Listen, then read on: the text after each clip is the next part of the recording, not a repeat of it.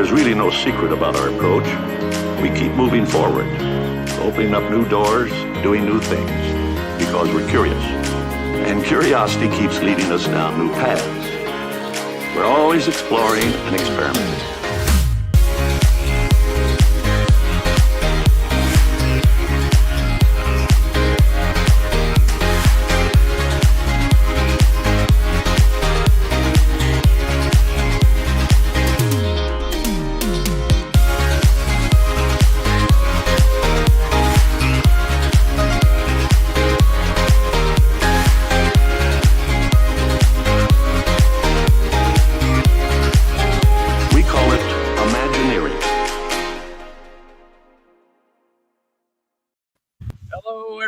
And welcome back to Imagineers Disney Podcast. I am your host, Matt, and I am joined, as always, by my good friend, co-host, Susie, and Hi. joined again by another one of our good friends, Christoph. Hello, sir.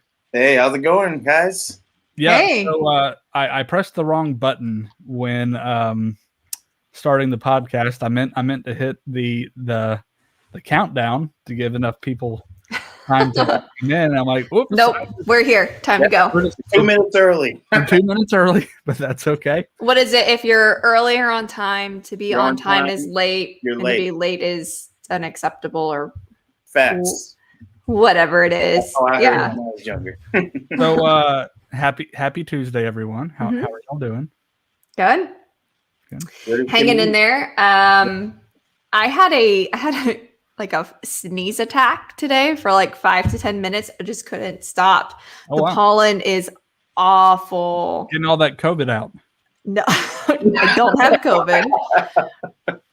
No, it's definitely, I mean, my car, I had to drive a couple places today, just yellow every single time already. So welcome to Florida. Oh dear. Yeah. You can keep all that. Well, it's been an interesting day for me as well.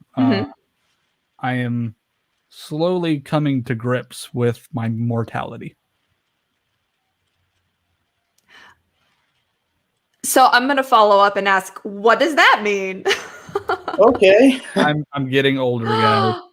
I have to wear glasses. Matt, I have glasses. Do you have the blue light blockers? I do. They're so helpful, aren't they? They are. So oh my gosh, we are old. I got them today. And look at the computer screen easier. Yep. So new normal for me. Look at you. So they told me I'm not like blind or anything. I could actually drive without them, but it would help with reading on a computer screen and reading in general. And that's what mine are for. Yeah, because I am farsighted slightly. Yeah. My left eye apparently is actually almost perfect. And then I have astigmatism in my right eye. So I don't want to brag, but at one point I had a 2015. So vision. Yeah. Haven't got my eyes checked. I don't know what mine is. I just know I can see pretty well. So. All you need to know. Yeah. Yep. Well, before we get into tonight's topic, which I'm really looking forward to, we did want to bring up some news that just came out the past few days. Was it last week? Yeah, it was last week. Yes. That Disney teased some 50th anniversary information. And it aired on beautiful. Good first of all, Morning America the next day. So it's not a whole bunch of information. We will definitely get some more information as we get closer to the official start date of the happiest celebration on Earth. I think that's what they're calling it. Wow. Disney World's 50th anniversary is going to start October 1st and run for 18 months.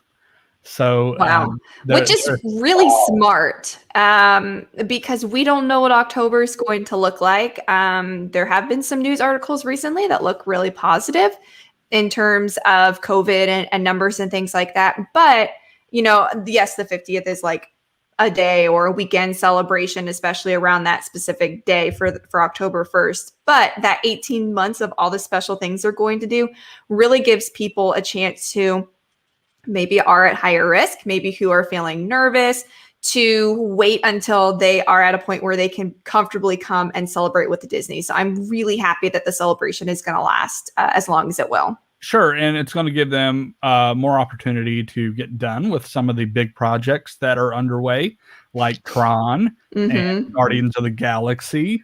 I'm never going to finish that thing. Some of the Epcot, reconfiguring with Future World, with Moana, the walkthrough experience that they're going to do. Now that, in my opinion, that really needs it needs to be done before the 50th.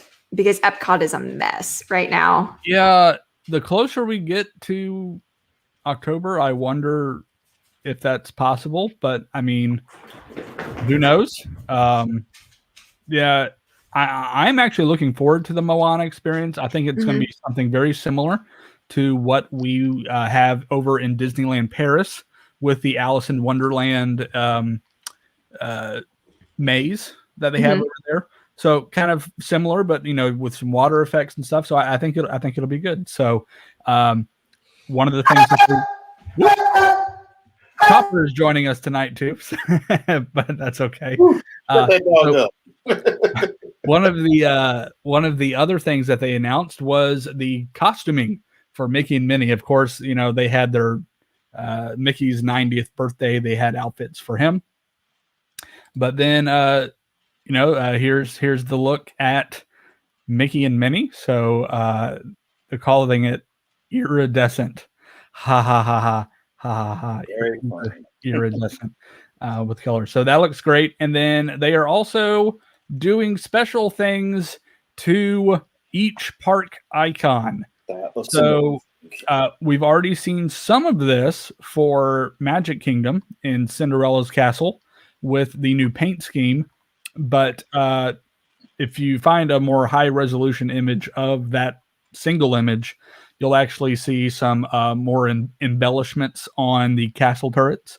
And then, of course, there's a nice 50th logo on like a centerpiece that it looks like they're going to put up there. So again, these are only artist renderings, so things could change. But this is the general effect of what things are going to look like. And then, of course, Tower of Terror, which I think is just strictly going to be projection effects. And then also Tree of Life. They're going to be messing with those leaves that they have, which are, I think, fiber. I think every single leaf on that tree is fiber optic. So I'm sure we're going to see a lot of cool effects on those. And I think the one I'm looking forward to most is Spaceship Earth. And they gave a little bit more detail. So these lights are going to be embedded within, I guess, the tiles on the structure itself. So they're almost going to like have a little twinkle effect. So it, lighting technology in general has really advanced over the past several years. So I think they'll be able to put that in place relatively easy without any disruption for guests, and we'll be able to see that starting at the beginning of the celebration. So lots to look forward to there. Susie has stepped out just for a minute, but I'm sure she will be back to take care of Copper in a second. Oh, she is back. So I'm going to pull her back in. I hit the wrong button. Everything was fine. That was me. He was fine. Instead of hitting unmute, I hit leave studio. Whoopsie. Anyway, hey guys. Sound like a chicken with that bark in the background. Yeah. Oh well. Anyway, back to this. Yeah. So I don't know. Did you catch anything that we said about the? Yeah, I love it. And this just goes back into my theory that all signs across property are going to be updated very soon too. Everything's getting a nice little facelift, and I love it. The Spirit jerseys are going to be amazing. Just going to go and throw that out there. They're going to be selling Spirit jerseys with these colors and like the iridescent kind of vibe going. Oh yeah. They're not going to miss out on a chance to market the crap out of this, and they should. And I will spend way too much money on it, but I cannot wait. Yeah, I think it's going to be great. So cool. And, this, of course, again, starts October 1st and will run for 18 months. This is just a reminder that Walt Disney World packages are now available for 2022. They go through June. So we are still at the 499-day rule for booking Disney vacations. But this, typically these dates don't come out until close to the summer each year. So this is a brand new thing. With COVID, everything's just kind of out the window. So anything that previously happened in the past with booking can potentially change. And this is a pleasant surprise. So we can book vacation packages for you through dates in June of 2022. And a reminder, if you're looking at booking a package, room and tickets, deposit is only $200. It is refundable up until 30 days until final payment when your package total price is due. So we'll give our email out at the end of the show if you want to connect with us about your travel plans. But let's go ahead and get right into the topic for today. Oh, Lord have mercy. Okay. So I'm excited. I'm excited. So you guys. Yes. And not even guys, like just you two. My gosh. Yeah. So we're going to rewind the clock back a little bit. A little bit. To 1994. How old were you, Susie? Like one? Yes. Yes. Yes. Around that age too. Wow. So occasionally there will be television shows, or typically they're just episodes recorded at Disney World. A lot of sitcoms do it. Yeah. We could do a whole separate episode, I think, on kind of like 90s, 2000s, and 2010 sitcoms, especially ones with ABC that kind of partnered, of course. And, each family takes a trip to Disney World at some point during the run of the show. None are more iconic than the Boy Meets World ones, because Corey had to chase Topanga all the way down to Florida. Yeah, isn't that where they kiss? Iconic. Yes. Yeah. It's a big deal. It changes the seas at Epcot for you. My favorite, personally, That was a good one. is Family Matters. I'm gonna have to refresh my memory on that one, on the Family Matters Disney World episode. Yeah. It's been a while since I watched it. Steve brings down the transformation chamber because he enters it into a contest at Interventions. Oh my God. Convention. Stefan. And becomes Stefan. And I don't want to ruin the episode for everyone, but Stefan pops the question to Laura in front of the castle. Still would have been a better attraction than Figment. So we did a whole deep dive on those, but we are honing in specifically not just on one episode, an entire television series. Well, only lasted one season, but an entire television series was shot primarily at Disney World. So Thunder in Paradise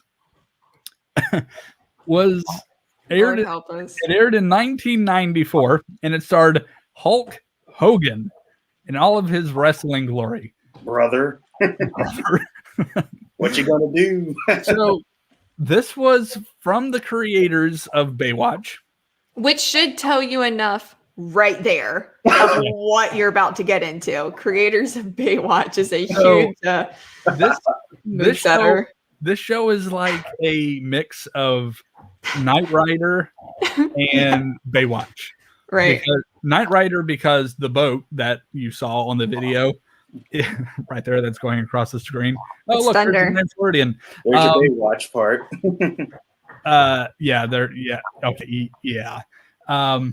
The boat, it's like this huge technological marvel type thing, but clearly, the inside, strangely enough, the inside set of the boat is actually, I think, bigger than the boat itself. So really, it's like the TARDIS. You read my mind, Susie. I was literally about to say that. It's bigger on the inside.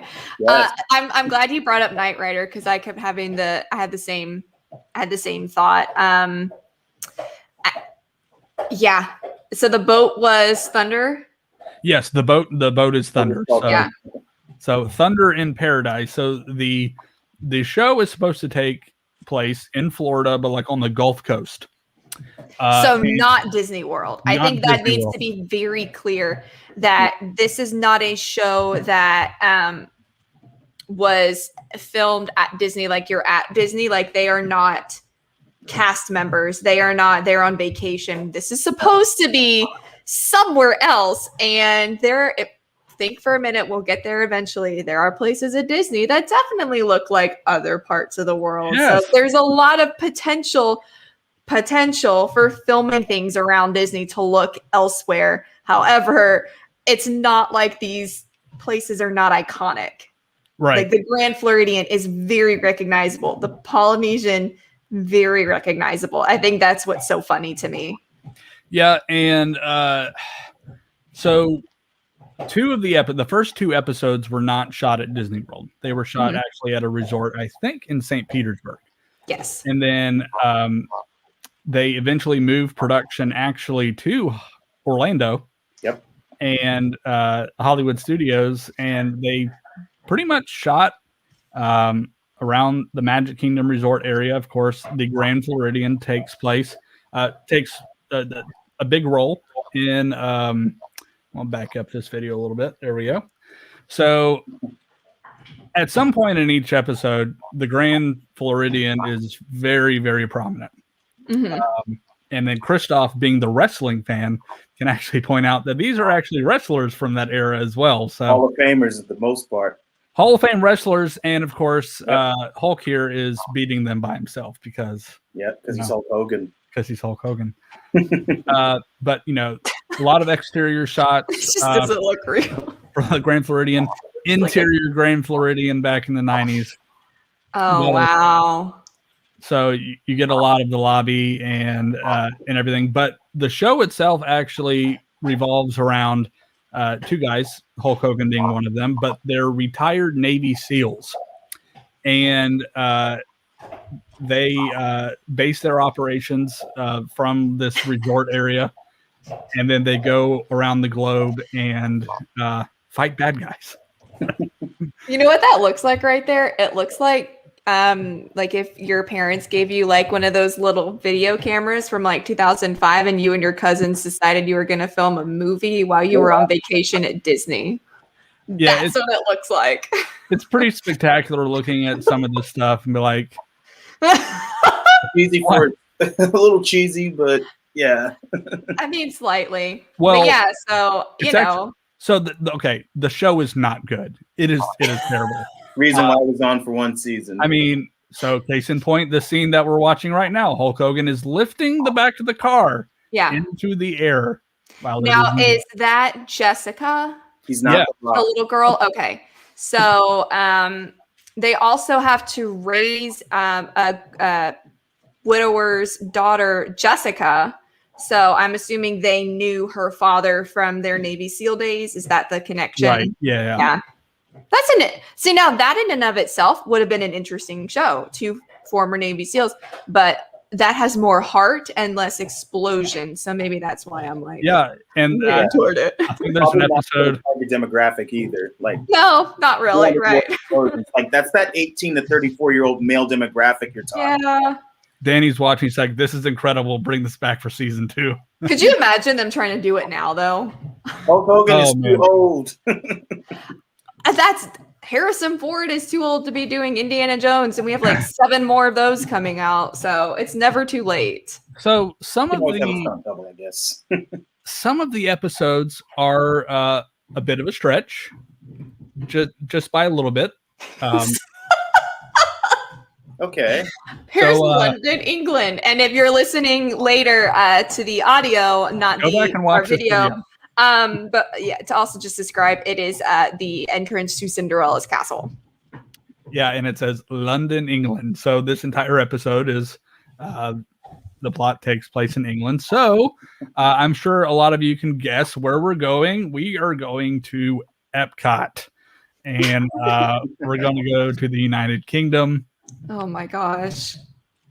Yeah, it's It looks like a really bad movie set. Not that Disney World looks bad, but of course they have to use a lot of camera magic to make these areas look larger or the buildings taller than they actually are, because it's very tight in portions of Epcot. Oh yeah, 100%. And I mean, can you imagine the filming schedule No. for doing this? No. It's Hit him with your cane. Just hit him with your cane. Well, actually, he does. Oh, But going back to the cheesiness of this series, I can't remember what critic said this, but I think they labeled it the cheesiest television show to ever exist. It's not much of a stretch. Okay, stop. Okay, right here. That's my favorite. Okay, so it's the exterior of Rose and Crown. Yes. Rose and Crown makes an appearance, and then this literally is the back side of it. You can literally tell, like, it just looks like a theme park restaurant. I don't know, maybe because we know that it is, but with the really big menu out front and just everything, it's too cheesy for me. Look at this. It's a little bit of foreshadowing here on who he would become. Yeah, back to the wrestling thing. So He's wearing the black of the NWO. This is when he turned heel, whereas when he's wearing yellow. Here we go. Hold on, we got through a lamppost. So of course, yeah. I mean, so each episode almost has like a feat of strength for Terry to show his power and stuff. So that's fun. Are we going to talk about some of the other countries they went to? 100%.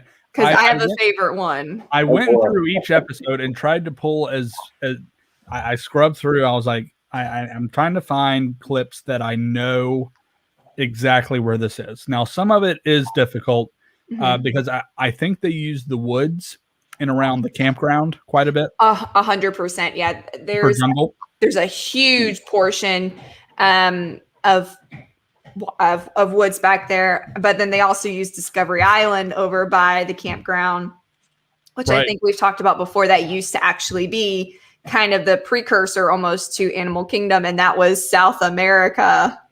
But you can see like the campground dock in the background. Yeah. Now some of the episodes were it was very sparse for some of the things that they did, but again, if you are a fan of Disney, you will instantly recognize some of the locations. Like, for instance, Living with the Land. Oh, okay. Sorry. I don't know why I'm so obsessed with this. This is my favorite thing. The plot of this episode is he runs into a man during Living with the Land that was like on this guy. This guy was the person who was holding them captive in a POW camp. So I did. And now he's working at Living with the Land. All of this happened in the span of a season? I did not include that footage in this, but I just wanted to show the clip of where that was. So was that your favorite one? Yeah. Oh no, but that's close. That's just really funny. What's your favorite one? Morocco. Okay. We have Morocco. I'm pulling up the Morocco clip. I'm so sorry. We're just taking a big dump on wrestling right now, Christoph. You're not my friend. Sealed with a kismet. Sealed with a kismet. Oh, yeah. The episode titles were really, really great too. But I love the curbs everywhere. I thought this one was pretty cleverly done. I mean, this takes a lot of fancy camera work. Lots of camera work and planning. Yeah. So the angle there is exact. They cannot move much more than they already are. Right or to the left. It is in that shot only. But I mean, can you imagine going to the parks during this? I mean, because the parks were open. They had to be open. They were.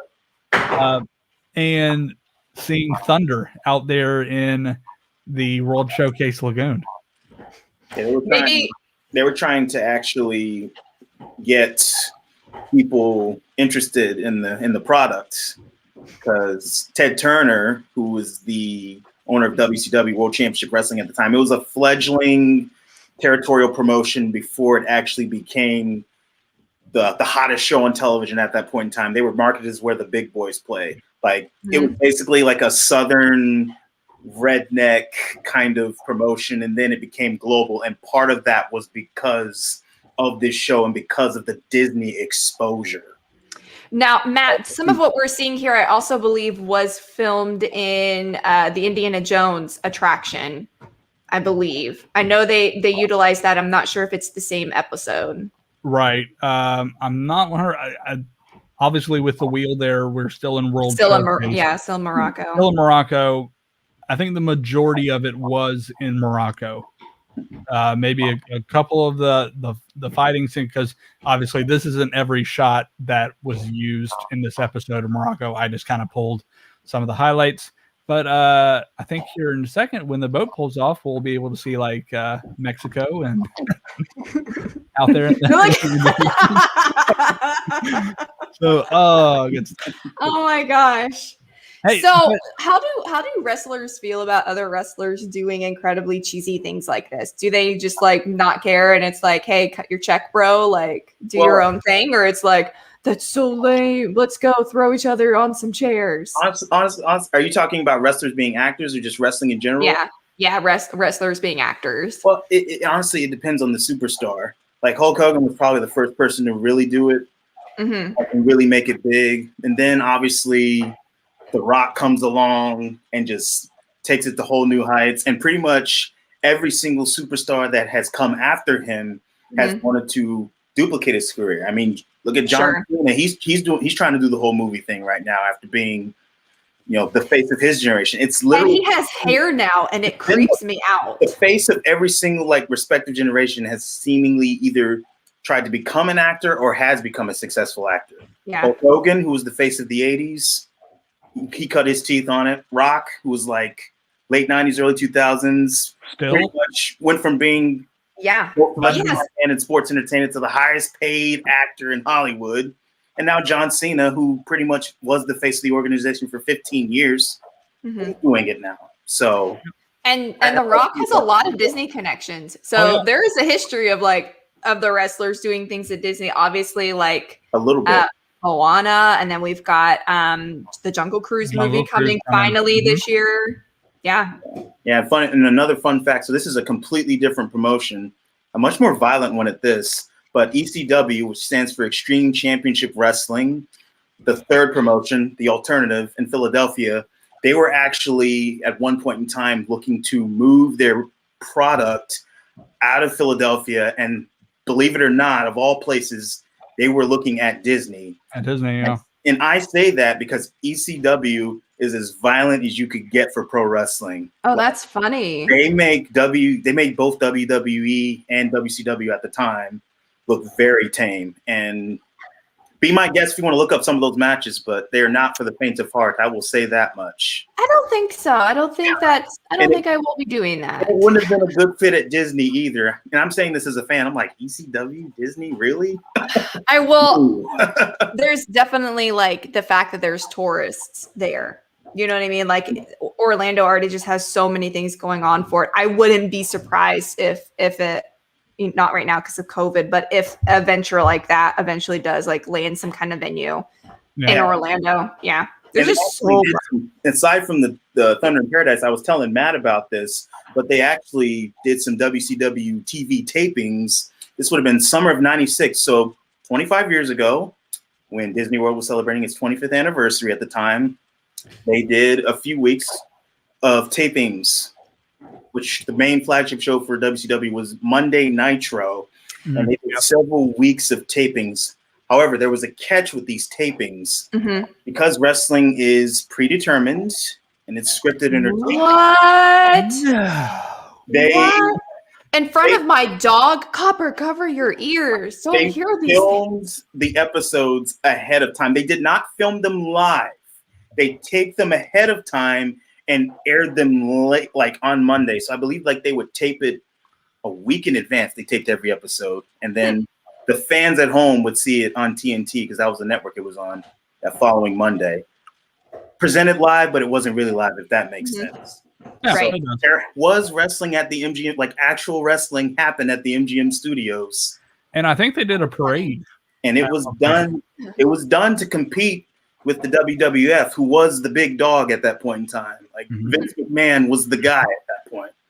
Yep. And you know, it helped them for a while because they had that helped them get ahead of WWE for 2 years in a row. For like 83 weeks, they were ahead in the ratings war because this was a point in time in pro wrestling history that is known as the Monday Night Wars.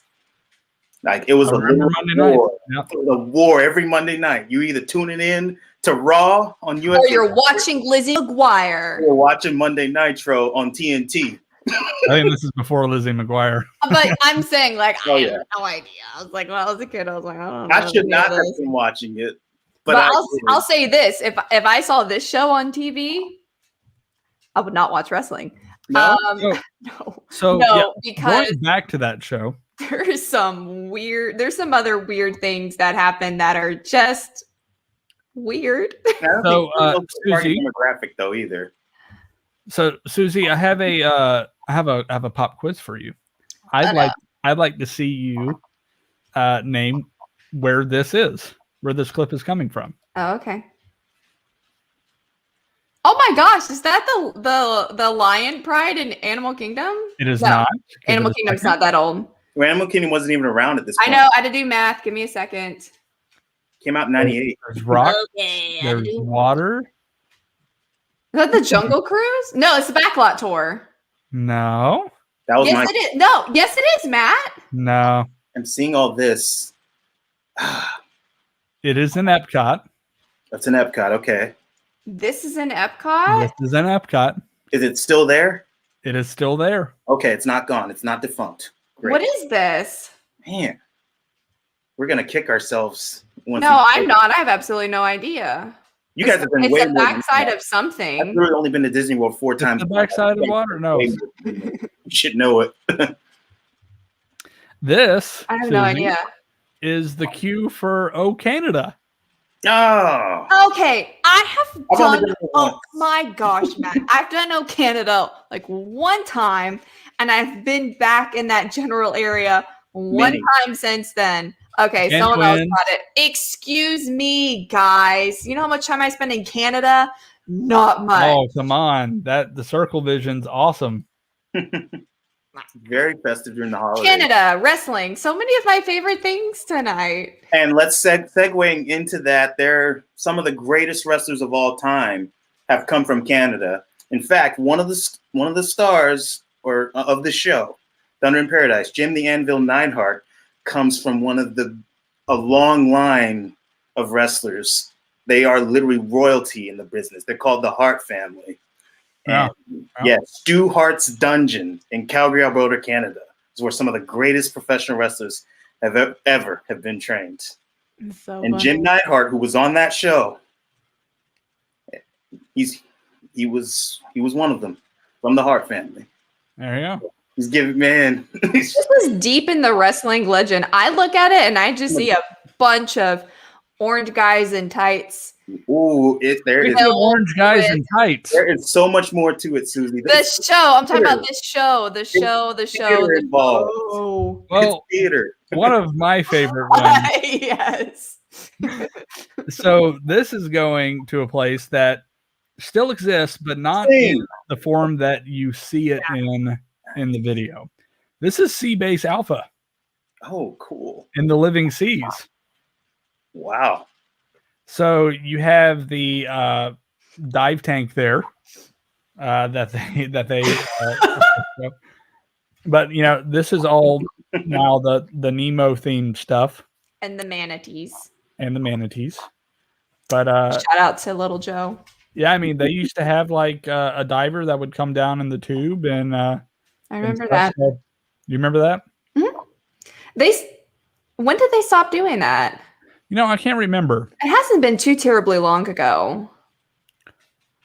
But Yeah, so, yeah, that whole area is I get rethemed vaguely now. remember So, this from a prior. but they do a lot of set stuff here within this location in the main lobby area. They use the aquarium backdrop as an office. It's like Atlantis a little bit. It's pretty spectacular. And then they go in. So this area is not accessible for guests. However, if you were doing, you can take some tours, educational tours, and we actually were able to go up there. That is, that's where they have access to feed the wildlife there in the tanks, the manatees, the dolphins, the fish, all the things. So, yeah, good stuff for sure. Yeah, I think they filmed a part of that Boy Meets World episode in this part area, if I'm not mistaken. Yeah, that's what I thought. So this is all Finding Nemo theme now. So, all right, we got a couple more. We'll save Magic Kingdom to last. We'll stay in Epcot. Actually, this was one of the episodes where they did multiple locations, but they're trying to tell that it's in one location. Does that make sense? Yeah, yes, but so we're going to go to Japan, quote unquote. When really, I forgot. I did bring some of the clips later in the episode front forward because you can see the gates over there in Japan. Again, very strategically done where you don't see Spaceship Earth in the background, and that is hard to do. And then those are the Torii gates. Then of course you have the main buildings there in Japan. Then earlier in the episode, there is a fight sequence that takes place at a water park in Japan. So they established the location first with an island, and I believe that's Discovery Island. And then they go into World Showcase with Japan, and then they go all the way over to Typhoon Lagoon. Oh, wow. And then pretty much the remainder of that episode is shot in Typhoon Lagoon, but they're establishing that it is actually in Japan. Then, of course, they have the giant fight sequences in the wave pool between Hulk Hogan and then his co-star. But they actually fight on top of the apparatus that, I guess, with the machinery for that operates the wave pool itself. So it's pretty cool. So, man. Then of course you have to have the big special effects where they fall into the water. Oh, those fight scenes. Oh, the fight scenes are so good. Choreography. And then last but not least, we have Magic Kingdom. So this is one episode where they are supposed to be in the Magic Kingdom. The episode takes place there. Hulk Hogan's character takes Jessica to Magic Kingdom, and it's pretty much just footage, basically. So we have Tom Sawyer Island. So they got the boat back there through the canal that they actually just recently took the Liberty Bell back after its refurbishment. So we get a little bit of Splash Mountain action in this episode, and do not attempt cutting in line like this. Do not jump the rails and hop into a moving Splash Mountain boat, please. I get thrown out of the park for that. But yeah, a lot of things in this episode. It's Hulk Hogan having his time of his life riding Dumbo. Like, I want to save some of these videos as gifts. If I ever get to meet him, I want to ask him about this show. Like, I so want to ask him about this if I ever get the chance to meet him. I don't think he wants to talk about it. Well, I don't know. I wouldn't want to. He appears to be having a great time. Because the check will clear. But after that, it is bizarre town, man. This is weird. So, they ride the carousel. Oh, I'm petting the okay. $8. Oh man, but what a disaster of a show. But this was great. This was a thing. Yep. This was a thing. You Midnight. guys wanted Disney history. This is what you get. Yep. When Disney and wrestling combined. It's definitely one of the oddest things to ever take place, I think, at Disney. So, Oh, for sure. Aside from those TV tapings I told y'all about. besides those, so, but good times. Well, I think we're going to leave it off with that tonight. Susie's still dealing with the doggy, so we are going to sign off for this evening. But we appreciate you guys. As always, you can find our podcast on Apple Podcasts, Google Podcasts, Stitcher, Spotify, pretty much any podcast platform that you want to listen to the podcast, you can find us. And if you haven't left a rating, especially on Apple Podcast, and if that's where you listen to your podcast, leave us a rating. Tell us what you love about the show. And then you can also find us on social media as well. We are on Facebook, we're on Instagram, Twitter. And then, of course, some of you guys are watching on our YouTube channel as well.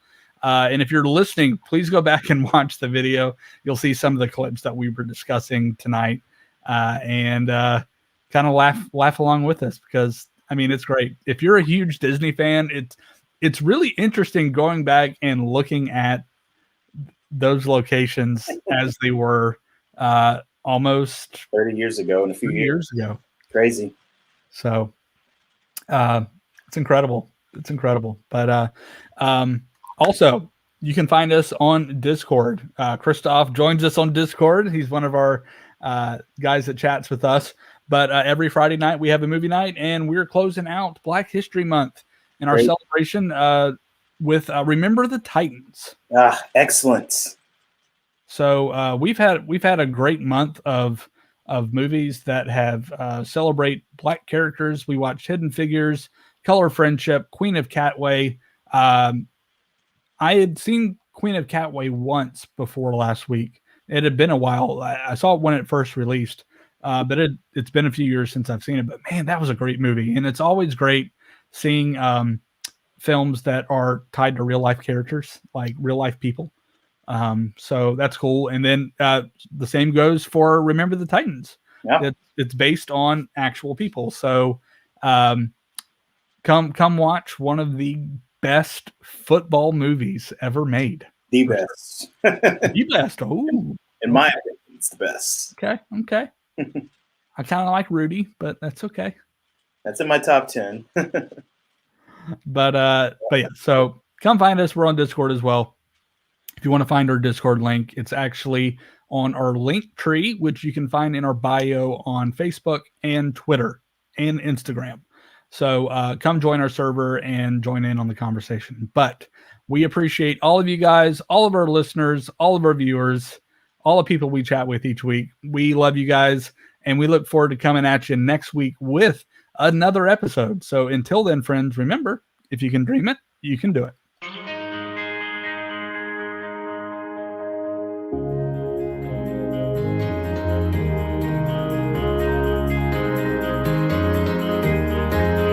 There's really no secret about our approach. We keep moving forward, opening up new doors, doing new things, because we're curious. And curiosity keeps leading us down new paths.